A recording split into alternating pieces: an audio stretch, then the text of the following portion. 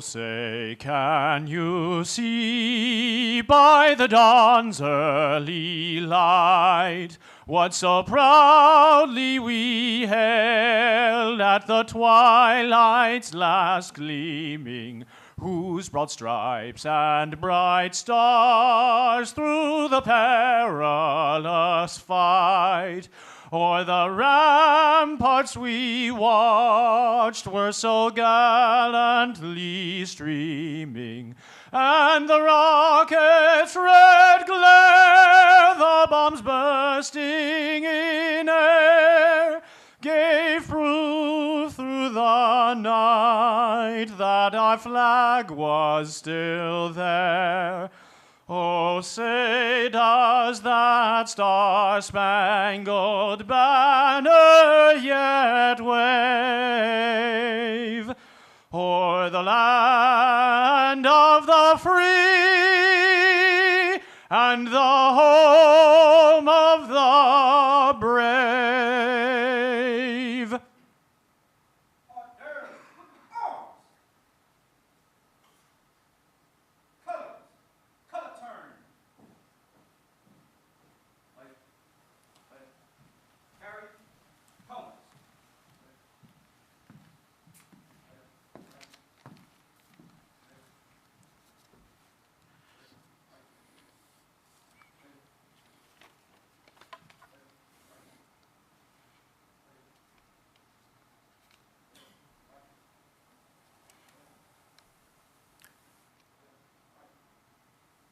Let us pause for a word of prayer as we bow our heads and close our eyes.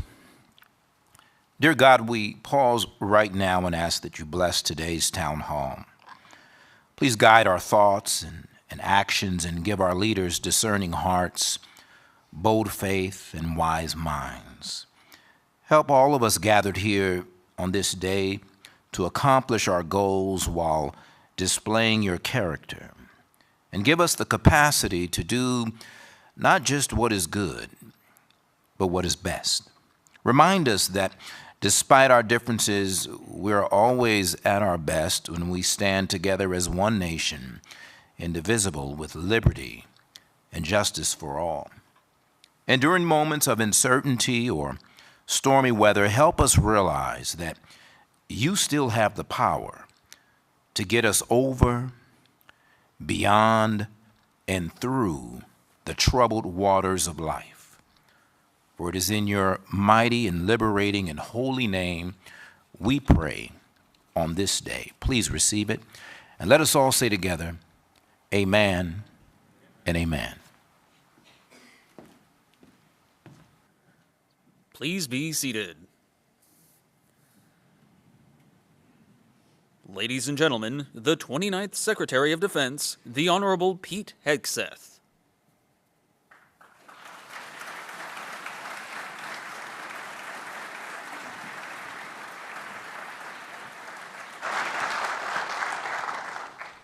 Well, good afternoon. Thank you very much for your time. I want to echo what the chaplain said. All glory to God. I wake up every morning praying for the wisdom to see what is right and good and true and the courage to do it. And I know many of you do the same. And it's an absolute honor to stand in front of all of you. I'm grateful. I'm humbled. Just the 2 weeks that I've been here is a solemn reminder, in a couple of instances, but a solemn reminder of the very special nature of what the Department of Defense does. And I've seen it in the Office of OSD. I've seen it across so many I've had a chance to interact with, and so many more I want to interact with. The solemn commitment to the constitutional duty that we all have to protect and defend the Constitution. That one administration leaves and another administration comes in, and that can mean a lot of changes in the course of that based on elections that happen and new leaders and new executive orders and new directives and lawful orders. But what I've been so incredibly impressed by is the professionalism of the men and women throughout the ranks who recognize who we work for, which is the American people and the defense of our nation. So I want to thank everybody watching, everybody here, for being a part of that transition, which I've certainly recognized a great deal. I spent a lot of my career in the military, which is not as much as so many of you, trying to run away from the flagpole as quick as possible. Now it appears I am the flagpole. I recognize and understand that distinction.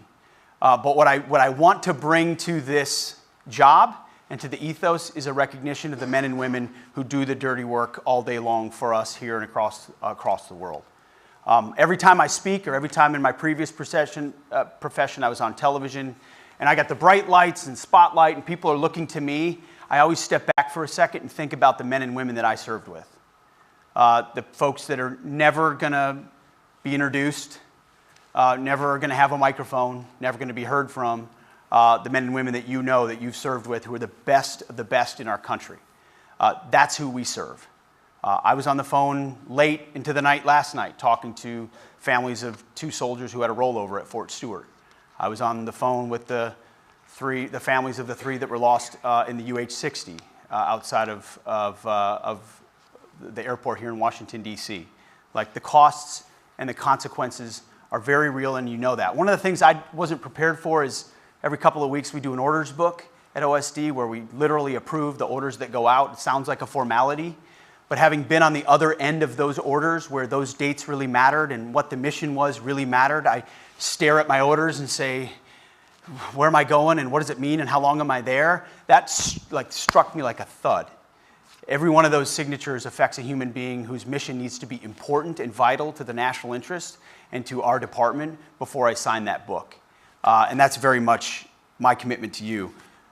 It's also my job to be, as President Trump asked me, to not maintain the status quo.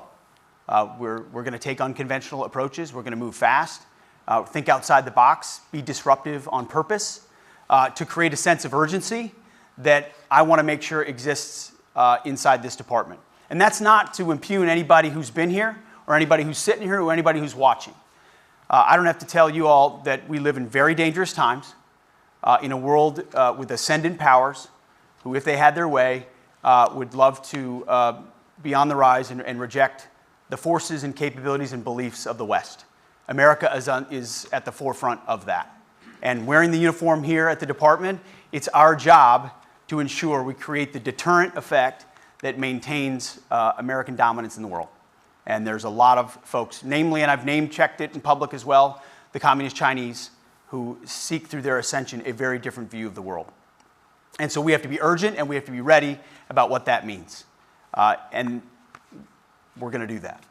A part of how we're applying that is I've come in with 3 pillars that I've repeated before, but I want to say again, of how we're approaching this from my level. Number 1 is restore the warrior ethos. Make sure that we get back to basics. Our job is to deter conflict and, if necessary, defeat and completely destroy, demoralize, and defeat our enemies. That's what we do. We do warfighting here at the Department of Defense. And we want to restore that through a laser focus on readiness, lethality, and warfighting across the spectrum. I was on with the superintendents of West Point, Annapolis, and the Air Force Academy yesterday. Hey, what are we doing there to drive those core principles? What are we doing here to drive those core principles? From E1 to, I guess, is it 010? I've never even said that. And I know this room is 06 and below, which I was told was junior. Where I come from, an 06 ain't junior. So this is a new role for me, too, in that perspective. And I went out to Fort Bliss, met with, intentionally said, hey, E7 and above and 03 and above, or 04 and above, move out. I want to hear from the folks out here on this border mission. How is it impacting you and your family? What is your mission? Are you being utilized? How does it affect, I actually think it adds to readiness and because you're doing a real world mission, but how does it affect all those aspects? Restoring the warrior ethos is critical. And I think we've seen that already in the recruiting numbers. I think we've seen an enthusiasm and excitement from young men and women who want to join the military actively because they are interested in being a part of the finest fighting force the world has to offer and not doing a lot of other things that serve oftentimes too often to divide or distract. It's about readiness. It's about staying focused. And I think you've seen that from a lot of the executive orders the president has issued, that we have echoed. And there can be confusion about that. But from our perspective, why do you get rid of something like DEI? Because from our perspective, it's served a purpose of dividing the force as opposed to uniting the force. And this is something I've said quite publicly, and what I want to be is transparent with this building and everyone who serves here. Say the same thing in public that we say in private, which I hope you'll find from us. I think the single dumbest phrase in military history is our diversity is our strength. I think our strength is our unity. Our strength is our shared purpose, regardless of our background, regardless of how we grew up, regardless of our gender, regardless of our race. In this department, we will treat everyone equally. We will treat everyone with fairness. We will treat everyone with respect. And we will judge you as an individual by your merit and by your commitment to the team and the mission. That's how it has been. That's how it will be. Any inference otherwise is meant to divide or create complications that otherwise should not and do not exist. I've served across my career with amazing men and women from all backgrounds.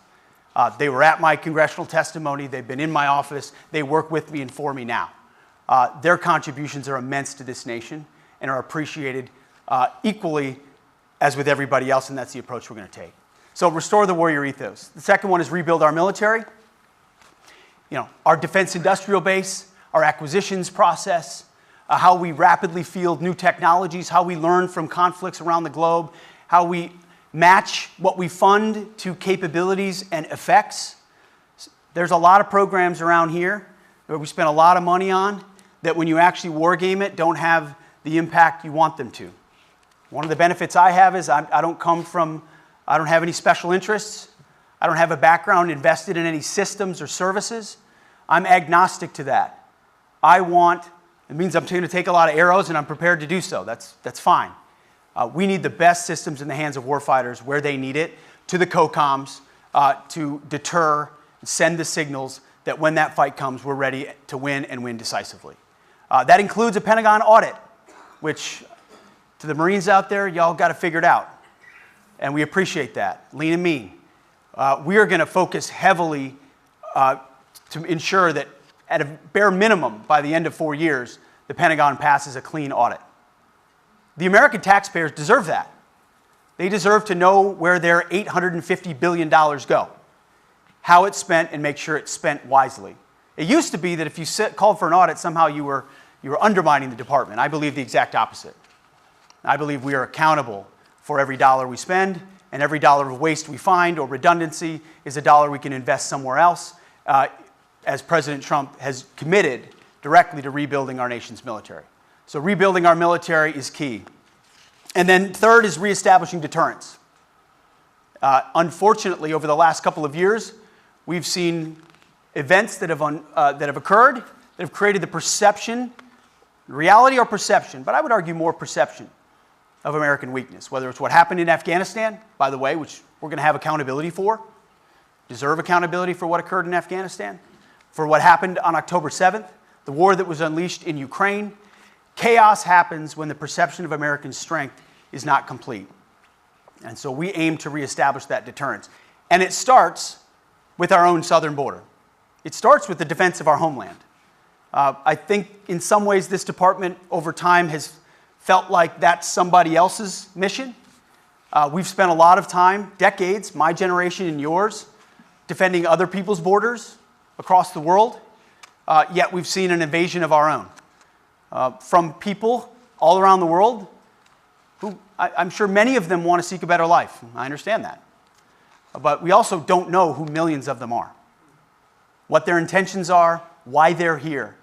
That creates a very real national security threat to the country. Border security is national security. And as the president has told us, we're going to get 100% operational control of our southern border. And that needs to be and will be a focus of this department. I want to tip my hat to NORTHCOM. They've done an amazing job in the first couple of weeks here, taking that executive order, which talked about the territorial defense of our country being core to the defense mission, and implementing it. In some ways using existing processes that we have, which frankly are not robust enough, but also planning and looking forward to how we transition into a more permanent, effectively defense, repel and seal at our southern border so that we know exactly who's coming in, and when they come in, they're coming in lawfully. And then also around the world, prioritization. We have a lot of assets. We don't have unlimited assets. And so part of prioritizing is empowering our allies and partners. We need to lead the world, there's no doubt.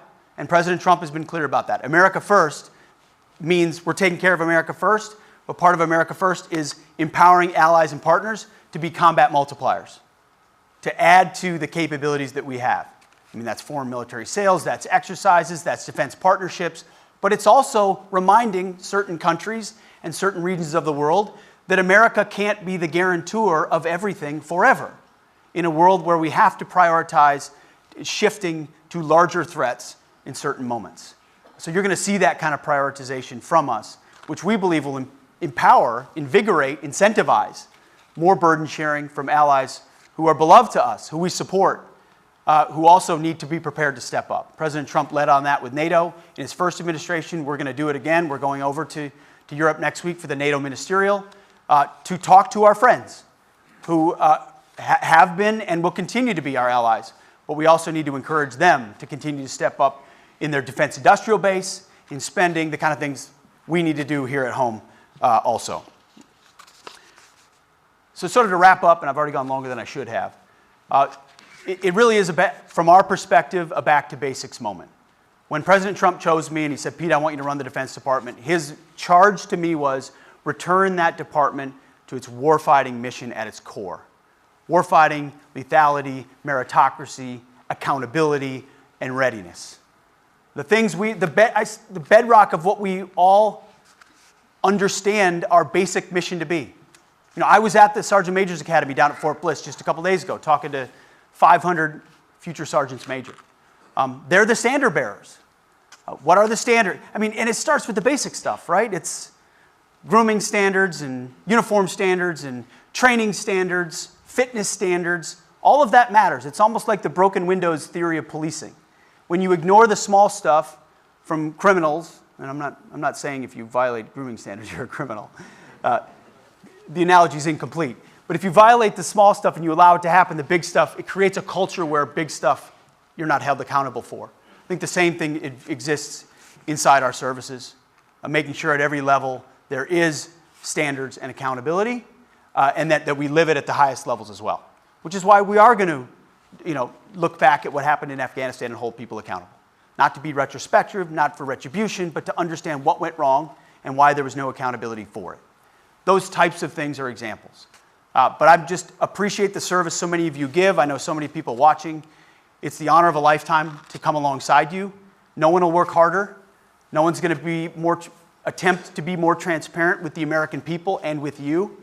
We do want to hear your feedback, and we're going to hit the ground running. And I'm grateful to President Trump for his leadership. We're going to rebuild the military and focus on the troops. So I'm happy to take any questions anybody might have. And you can ask questions. It's okay. I think there's a microphone here and here. If you want to come up, sir, to the microphone so everybody can hear you. There's one right here. Yes, sir. I'm going to grab a water. Thank you, sir. Rich Laurier, Air Force A-10.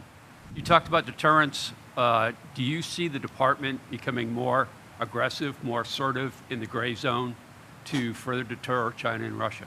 It's a good question. I hope that it's been noticed and it's intentional that a lot of our outreach, my outreach early on to defense ministers has been in the Indo-Pacific, strengthening those alliances even more. There's gray zone activities that exist, some of which you can acknowledge, some of which you cannot. But certainly we want to send the signals to China that that area will be and continues to be contested. Our allies and partners, we will stand with them robustly in real time with defense capabilities. And we're not just going to allow them to perpetually sort of de facto gobble up more of that contested space by the routines that they conduct to sort of demonstrate that all is normal in an increasingly escalating way, maybe even to mask efforts they might be undertaking. So we're definitely keeping an eye on that. We're clear-eyed about the Communist Chinese, the PRC, but we're also not attempting to initiate conflict or create conflict where it otherwise doesn't need to exist. We're going to stand strong with our partners. And then President Trump, at his strategic level, is the one who's having the conversations to sort of ensure that we don't ever have a conflict. We don't want that. They don't want that. We just have to remain strong in order to be in the best possible position. Thank you. Sir, Kevin Daniels, Army IG, so I'm really happy to hear you say standards, going back to standards. That's critically important. I'm involved in senior official investigations for Headquarters DA, and by and large, our military leadership is doing the right thing. I'm proud to say that as an Army IG. What can we do with the service across the board to better the standards across the whole formation? So we have some examples of improprieties and things that have metastasized over the last decade. How do we get at those kinds of things? What is the department doing to look at those kinds of cancers that are within our ranks? It's a good question. First of all, I think in some cases there's simplification that needs to be had, at least from my perspective. And by that I mean, and that goes back to kind of our initial charge, which is culture, the intentional crafting of culture, that there are a lot of reasons why we could look at each other and create differences or caveats or special categories that I think create unnecessary differences and ripples that lead to conflation points, that lead to accusations or disagreements or inability to enforce standards. I just wrote a book called The War on Warriors, which was used for me and against me in my hearing. But in writing that book for 6 months, I was on the phone off the record with active duty service members, with at all ranks, right? Junior enlisted, senior officers, NCOs, warrant officers, all services, all ranks, because I wanted to get a sense of what their feeling was. And I wrote this down, and it's true. A lot of commanders were expressing they felt like they're walking on eggshells inside their own formations. And this is company commanders, battalion commanders, brigade commanders. Sorry, sometimes I only use Army speak for formations. I'm learning the rest in real time. But you know what I mean as far as formations. Because the standards have become opaque and loose, or there's such an emphasis on differences that treating someone one way is offensive to somebody else as opposed to treating somebody this way and is offensive to somebody else. By simplifying that and saying, you are an individual who's put on the uniform of our nation, who's sworn an oath to defend the Constitution, and you will be treated by your capabilities, your commitment to the mission, how your work ethic, and what you deliver. You, that's it. It has nothing to do with your race or your ethnicity or your gender or your sexual orientation. That's not how we're reviewing the environment for your consideration. When you're looking at all these other categories as sort of a tapestry, it creates a serious amount of complications. I think by simplifying and focusing on standards, I think a lot of that, I don't want to say washes away, because you still have plenty of complications and you still have problems. Everyone needs to be treated equally. Those things to be recognized. Sexual harassment, not tolerated. All of those things remain true, which have been true and need to be enforced at the highest levels. But hopefully, by some level of uniform and simplification, that can be addressed. Yes? Great. Thanks for taking the time to come and speak with us. Recognizing the President's intent to streamline the federal workforce, I was hoping you could provide a little bit of your process and your thinking of what that means for the department, where there'll be identified areas to be cut or streamlined, and if you have a sense of also the timeline. Sure. Thank you for the question. It is, the way I look at it, or I've thought about it, is from the flagpole to the front lines. There are thousands of additional, and I'm not saying that just because we're here in the Pentagon, but There are thousands of additional Pentagon positions, headquarters positions, others positions that have been created over the last 20 years that don't necessarily translate to battlefield success. Additional staff, additional layers of bureaucracy, additional flag officer positions that we would be remiss if we did not review. We also live in a budget-constrained environment, and that's politics that I thankfully don't have to worry about anymore. I have my opinions, but that's not my job. My job is a ready force. We will have to live inside the constraints of the past. I mean, we were down at Fort Bliss recently, and the unit there, the armored cav unit there, relayed that they've had to cut an FTX, a series of training exercises coming up because of budget constraints. Well, when you're living off of continuing resolutions and caps, and then you have contingency operations and things that change, suddenly you have shortfalls, and now unit training falls by the wayside. From my perspective, that's completely unacceptable. What are we spending elsewhere that can be targeted efficiently? And it's not just the fraud, waste, and abuse stuff. It's systems, it's hierarchies, it's layers that we can review, reduce, recommend those reductions, that then allows us to ensure that training and readiness in the frontline units and the COCOMs is even increased. I want more of that. So it's interesting.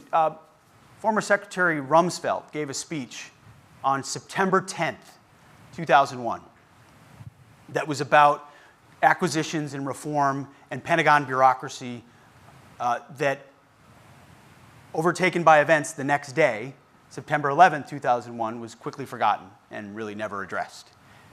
I feel like I could give about 85% of the same speech today that Secretary Rumsfeld gave on September 10th, because a lot of those processes have become even more systemic in taking root here that cause delays, redundancies, and bureaucratic red tape. We're looking at the headquarters level. We're looking at the highest levels. I said this in my hearing as well. We won World War II with 7 4-star generals. Today we have 44. Do all of those directly contribute to warfighting success? Maybe they do. I don't know. But it's worth reviewing to make sure they do. So we're looking at all options. What we're not going to be is hasty about it, because we're in the business of national security. And something that may not look like it's contributing may be incredibly important to the effort. And so whatever we do is going to be done carefully. Thank you. Yes, sir. Morning, sir. Based on what you said about maintaining American dominance in the world, our adversaries, especially Chinese and Russians, they have a 20-year strategy, a 30-year strategy, and they look that far ahead. How do we change our approach to maintain U.S. dominance abroad? That strategy is more than 5 years, more than 10 years, and also ensuring that our resources are prioritized and allocated to maintaining our U.S. dominance in decades, sir, not in years. How do we tell me. It sounds like you need to come work for me. Or maybe you already do, and thank you. I'm figuring it out. I found out where the bathroom was. That, sir, indeed, is the key question. Autocracies have an advantage, not just because of the top-down nature in which they organize. I mean, they have disadvantages for obvious reasons, but because they have the convenience of planning without political, the pesky people problem of voting and ballots. They can plan 15, 20 years and then drive that plan without consequence to their own population, which does have strategic advantages, no doubt. I actually think that system loses in the long haul because of its inherent weaknesses, but it militarily has advantages. I think you're going to see a defense strategy coming out of our office that tries to look that far down the line, tries to make disruptive changes to how we acquire and rapidly field, and look at systems that are not about congressional districts or budget line items for FY26 or FY27, but try to look toward what strategically we're going to need 5, 10 years down the line, looking ahead at what the emerging threats are and what a shifting in the balance of power would mean. I mean, when we're in a different world than we were at the end of the Cold War. We're now at a near peer or peer environment, which changes a lot of the dynamics of how we need to plan, specifically to maintain American strength around the world, because it is not hyperbole to say, without America, the rest of the world acknowledges there's nowhere else to look. as far as actual leadership and capabilities in the defense space. It's us or us. And then our robust allies and partners who we incentivize to come alongside us, and that's how you create a Western force capable of ensuring not just our country and our hemisphere, but the world remains free to trade, travel, all the things that we share. So I think we have to be willing to look further than any time this president would be in office or I would be in office and set the department up to do that, knowing that at any time, 2 years from now or 4 years from now, the American people can make a different choice, and that can lead to different views of that. But we're trying to take a America first strategic perspective at how we maintain our dominance. And I think you see some things already changing in that. Our southern border, the focus on making sure we have control over the Panama Canal, making sure that there's not a scenario in an emergency where our ships couldn't transit because you have foreign ownership on either side. Those are sort of America First views that we're willing to look into, that look further into the future than just that, should there be a contingency, while looking to the Indo-Pacific and realizing the aspirations of the CCP, which are real and could drive a decision point vis-a-vis something like Taiwan. So you're right. We are trying to think that way with how because dollars drive a lot of those decisions. And so as much as I thought this was a job about, strategy and people, it's a job about budgets, and what you fund is a reflection of what your priority is. And so we're spending a lot of time looking at that. But thank you. That's the key question, sir. Sir? One more. All right. Yes, sir. Hi, sir. Thank you for your time today. My question is more about the families of the military and the civilians that support the family of the Department of Defense. So often, frequency of moves, the unsettled nature of what we do impacts the families, and looking for your comments on how we plan to continue to take care of those. Oh, my goodness. You're 100% right. By the way, we're in a reconciliation process right now, which is a unique funding situation, in not just looking at budget cycles. And as a former, 04 who spent most of his time as an 02 and an 03, I spent most of my time with E4s and E5s and E6s, and have heard robustly the frustrations they and their families have, which is a massive readiness and retention issue, and a morale issue. So as we've driven budgets, I have said to the team, that needs to be, funding one more multi-billion-dollar system is not as important as funding the families and the capabilities of our human systems that make it all happen. So I want that to be, and I applaud the previous administration's increase in E1 to E4 pay. Like, that stuff is really important. We need to do more of that. That trickles to the family and how they're cared for. And then, we have to look at all aspects of how we interact with families, from childcare to DoD schools. And the president signed an EO, talking about choice in schools. Military families should have choice. If it's great on post or on base, great. If not, do they have a robust opportunity to seek education or childcare for their kids elsewhere? That matters a lot. Making sure BAH matches. All of these things are important. And my wife's going to be traveling with me to. We're going to the NATO ministerial to. We're not going to the Munich Security Conference. We're instead going to Poland to see the troops out there, and we're going to Germany to see EUCOM and AFRICOM. I would much rather talk to troops than go to cocktail parties. That's my job. And we're going to meet with military families. She's going to meet with husbands, wives, and spouses on that trip. Go see schools, go see faith groups, childcare centers, to get a real pulse of what that is, and then make sure we're funding it. So I want you to know that's something that matters a lot to us. I appreciate the question. So, we have one more? Oh, go ahead. Let's do one more. Ricky told me I couldn't, but why not? Good morning, sir. Appreciate you taking the time. My name's Ellen Harnish. I'm from OSD Cape. And my question follows up on your point about the acquisition process. We're in a day right now that we have a lot of dangerous powers that are rising, and we're trying to figure out what to focus on in the acquisition process. And us as civilians, we want to be there to support the warfighter and get them the capabilities that they need fielded in the fastest time possible, but with the appropriate amount of testing and making sure everything works when it gets to the battlefield. So I guess my real question for you is kind of what's your focus when it comes to the acquisition process and reforms and the trade-off between faster capabilities that are probably smaller and can be fielded quicker versus these larger scale capabilities that we really need for that deterrent effect? In a perfect world, I would say both, right?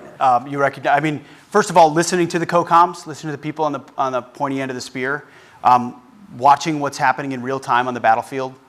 Take Ukraine as an example. A lot of people, we're learning a lot about what low-cost systems UAVs can do to high-cost systems that we have invested a great deal in. And the question is, do you keep investing in those or not going forward?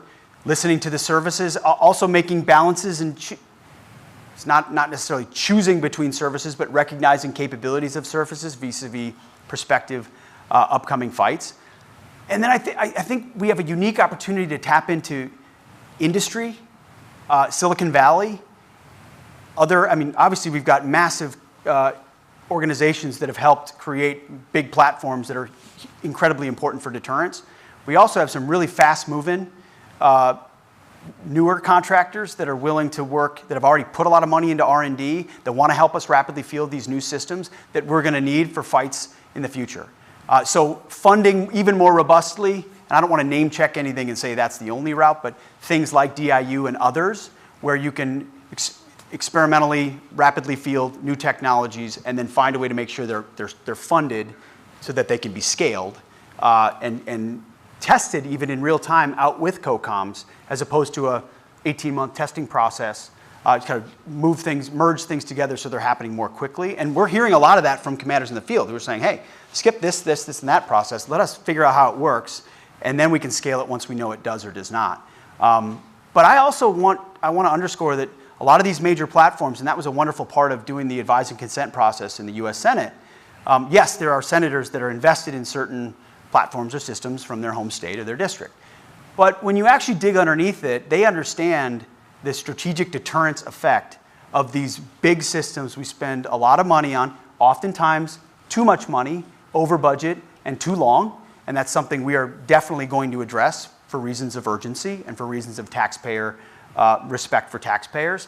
But we need and want those systems, because without them, we don't have the umbrella that allows us to do so many other things. So we're looking at both, but we're trying to get outside the box and be disruptive on both, recognizing we won't be able to do everything in every way. But thank you for the question. Appreciate it. I just want to thank everybody for your time. I appreciate what you do. We'll let you get back to work. I know, again, I can't even fathom the size and scope of this building and what everybody does. I know that. I know what I don't know. But we're trying to hire the best and brightest to come alongside all of you in the work that you're already doing. And I'm just honored to be a small part of it. So thank you very much.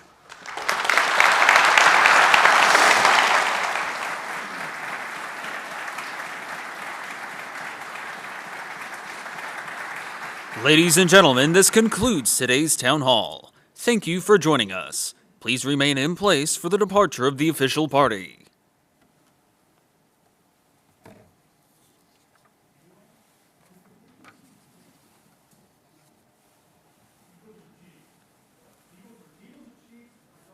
Fans, so I got to go with that.